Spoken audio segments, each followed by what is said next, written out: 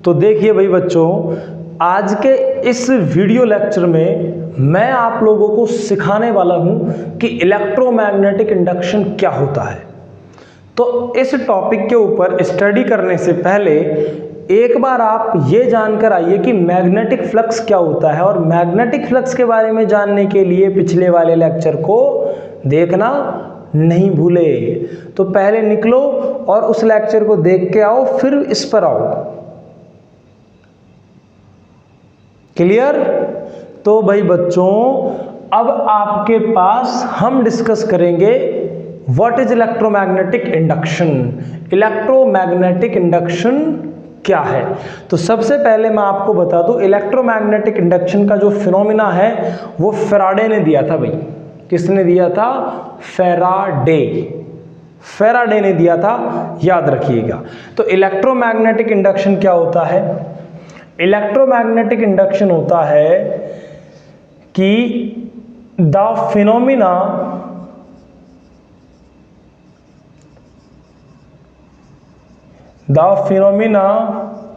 Of production of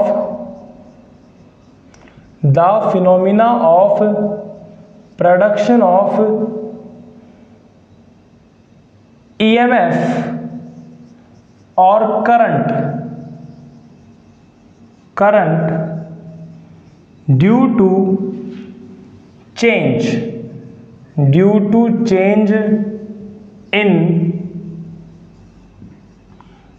to change in magnetic flux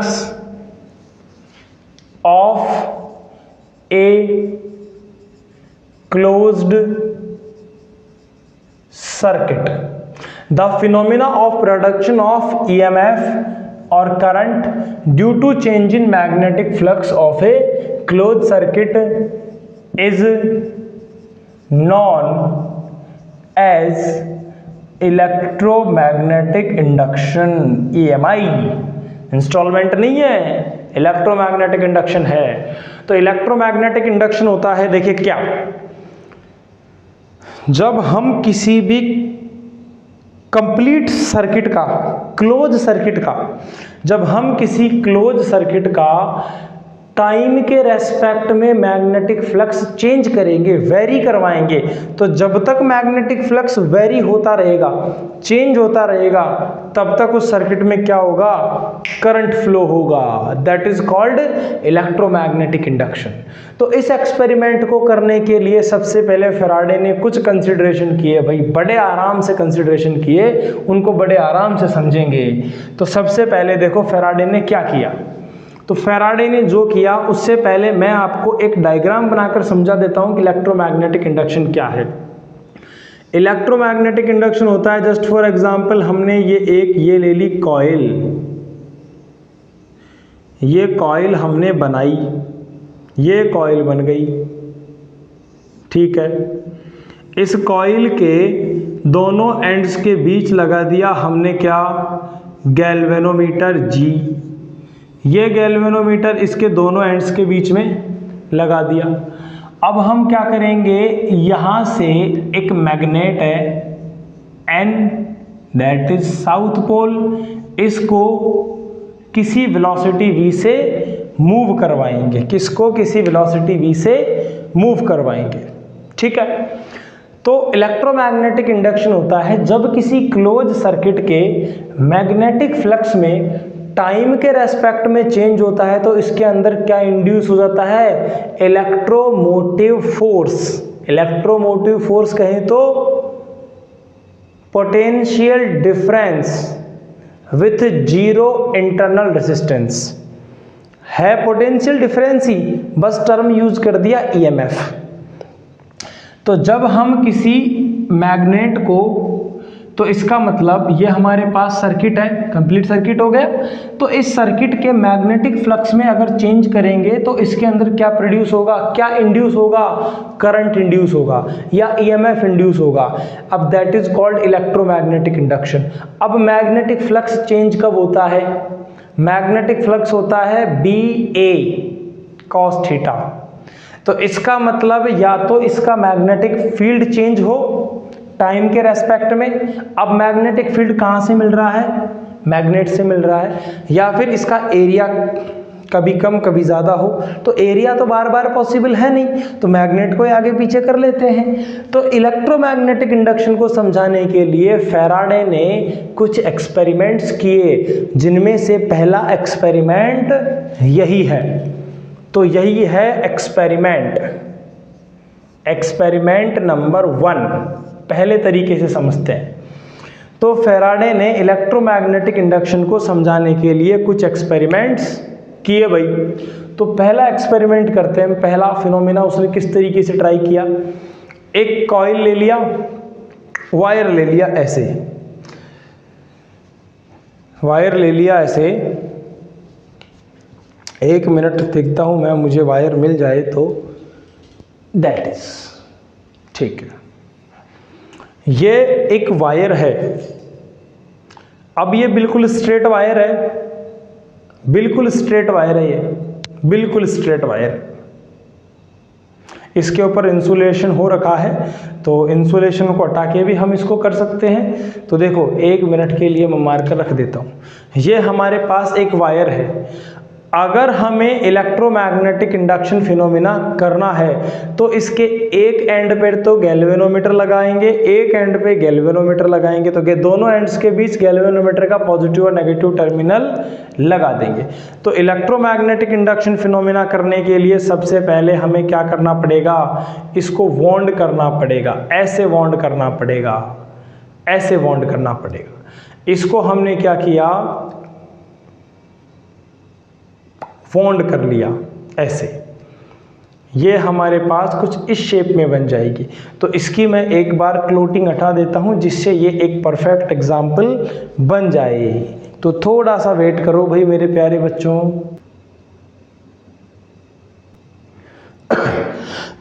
देखिए भाई, ये हमने पूरी वायर को कर लिया क्या, कपड़े उतार दे इसके। देखो, हमें इस तरीके का डिवाइस बनाना है। तो अभी हमारे पास यहाँ पर ये हमने इसको वॉन्ड किया, वॉन्ड किया, वॉन्ड किया, वॉन्ड किया, वॉन्ड किया, और ये हमारे पास आफ्टर वॉन्डिंग ये बन गया कुछ ऐसा। That is just like that. ये बन गया, देखिए ऐसा, देखिएगा, दैट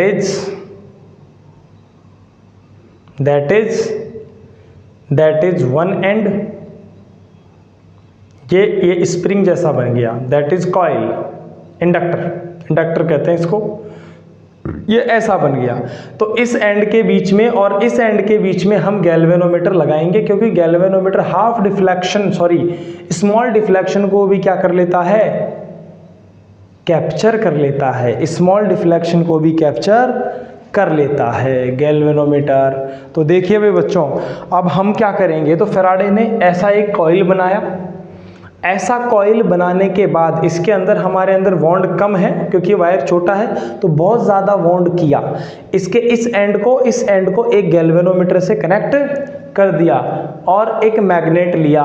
सपोज कीजिए ये मैग्नेट है, आप मैथमेटिक्स साइंस के स्टूडेंट है, सपोज करने में क्या जा रहा है, ये मैग्नेट है ऐसे ऐसे।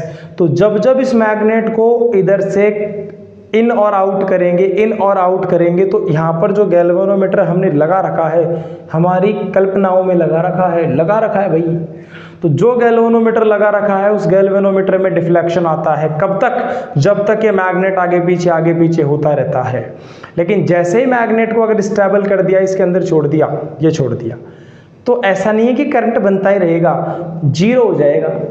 तो जब तक मैग्नेटिक फ्लक्स में चेंज हो रहा है, फील्ड लाइंस कभी मैक्सिमम कभी मिनिमम हो रही है, तो जब तक मैग्नेटिक फ्लक्स में चेंज हो रहा है तब तक करंट बनता रहेगा। तो जब किसी कंप्लीट सर्किट में यहाँ पर गैल्वेनोमीटर लगाएंगे, गैल्वेनोमीटर लगाने के बाद एक मैग्नेट को इन और आउट करेंगे v वेलोसिटी के साथ। तो जैसे वेलोसिटी इंक्रीज करेंगे तो क्या होगा, करंट भी इंक्रीज होगा, EMF भी इंक्रीज होगा, इंड्यूस EMF, इंड्यूस करंट। तो इस फिनोमिना को हम कहते हैं इलेक्ट्रोमैग्नेटिक इंडक्शन। तो ये कुछ इस तरीके से एक्सपेरिमेंट किया था किसने, फैराडे ने। ये एक्सपेरिमेंट किया था किसने भाई, फैराडे ने किया था। तो फैराडे ने जब इस कॉइल के अंदर मैग्नेट को इन और आउट किया बार बार तो डिफ्लेक्शन किस में आया, गैल्वेनोमीटर में आया। तो गैल्वेनोमीटर में ये जो डिफ्लेक्शन आया, इस डिफ्लेक्शन आने पर यह पता लगा कि जब तक मैग्नेट मूव कर रहा है, आगे पीछे हो रहा है, तब तक डिफ्लेक्शन आ रहा है, जैसे मैग्नेट को रोक दिया तो डिफ्लेक्शन नहीं आ रहा है। तो इस फिनोमिना को कहते हैं इलेक्ट्रोमैग्नेटिक इंडक्शन। इसका मतलब जब जब हमने मैग्नेट को आगे किया तो बी चेंज हुआ, यहाँ पर इंटेंसिटी ज़्यादा होती है, थोड़ा आगे जाएंगे इंटेंसिटी कम हो जाएगी। तो जैसे जैसे ये आगे पीछे होगा तो इसमें क्या होगा, मैग्नेटिक फील्ड की इंटेंसिटी बार बार डिक्रीज और इंक्रीज होगी, तो इसलिए करंट का डायरेक्शन भी बार बार चेंज होगा अकॉर्डिंग टू मैग्नेट। तो करंट के डायरेक्शन को चेंज है उसको हम लॉज में पढ़ेंगे। तो इसमें करंट इंड्यूस होगा। This phenomena is called electromagnetic induction. तो फैराडे ने भाई इस तरीके का एक एक्सपेरिमेंट किया था। अब इसमें तो उसने मैग्नेट लिया मैग्नेटिक फील्ड लेने के लिए। एक दूसरा इल्यूस्ट्रेशन और सुनिए, फैराडे ने ये कॉइल ले ली, इस कॉइल के यहां पर गैल्वेनोमीटर कनेक्ट कर दिया, but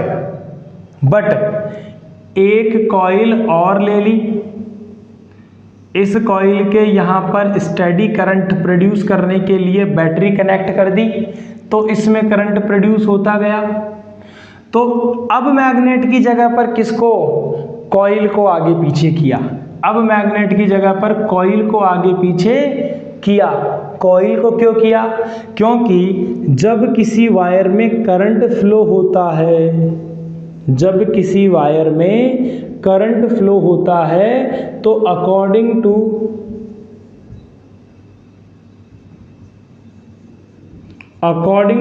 ऑरस्टेड experiment, according to ऑरस्टेड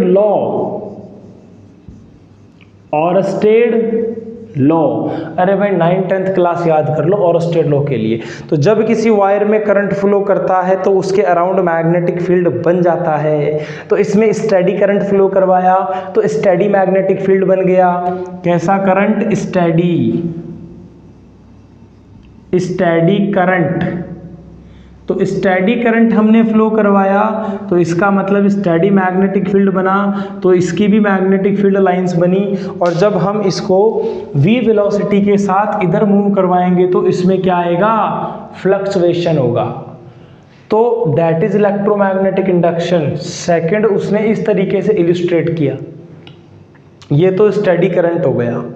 third क्या किया उसने, एक टाइम वेरिंग करंट ले लिया कि टाइम के रेस्पेक्ट में करंट बार बार क्या हो रहा है, चेंज हो रहा है। तो जब जब टाइम के रेस्पेक्ट में इसमें करंट चेंज होगा तो मैग्नेटिक फील्ड भी चेंज होगा, और मैग्नेटिक फील्ड चेंज होगा तो फील्ड लाइंस की स्ट्रेंथ भी चेंज होगी, और फील्ड लाइंस चेंज होगी तो फ्लक्स भी चेंज होगा। क्लियर। तो इस तरीके से उसने ये कुछ इस तरीके से इलेक्ट्रोमैग्नेटिक इंडक्शन को एक्सप्लेन किया था। तो ये हमारा इलेक्ट्रोमैग्नेटिक इंडक्शन का पूरा फिनोमेना था। तो ये एक नॉर्मल छोटा सा डेफिनेशन था। तो अब इलेक्ट्रोमैग्नेटिक इंडक्शन के लॉज के बारे में, इन सब के बारे में डिटेल्स हम अगले लेक्चर के अंदर डिस्कस करेंगे। अगर कोई डाउट हो तो कमेंट सेक्शन में पूछिए, हमसे पूछिए, बार बार पूछिए, हम सब बताएंगे आपको। कोई इशू होगा तो हम क्लियर करेंगे भाई।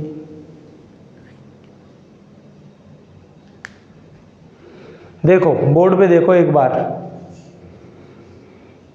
एक में मैग्नेट यूज किया, एक में कॉइल यूज किया। तो नेबरिंग कॉइल का करंट एक बार स्टेडी रखा, स्टेडी करंट अगर रखा गया तो कॉइल को आगे पीछे किया, और एक बार करंट को चेंज किया गया, चेंजेबल करंट रखा गया, तो करंट चेंज हुआ तो मैग्नेटिक फील्ड चेंज हुआ, मैग्नेटिक फील्ड चेंज हुआ तो फ्लक्स चेंज हुआ, और फ्लक्स चेंज होता है तो उसके अकॉर्डिंग इंड्यूस्ड ईएमएफ होना चाहिए। यही तो इलेक्ट्रोमैग्नेटिक इंडक्शन है। तो इस तरीके से फैराडे ने इन इलस्ट्रेशंस का यूज करके, इन एक्सपेरिमेंट्स का यूज करके अपने फिनोमेना को, इलेक्ट्रोमैग्नेटिक इंडक्शन को एक्सप्लेन किया। तो मिलते हैं भाई बच्चों फिर नेक्स्ट वीडियो लेक्चर में एक बेहतरीन कंसेप्ट के साथ। तो जुड़े रहिए फिजिक्स एडवाइजर के साथ। Thank you.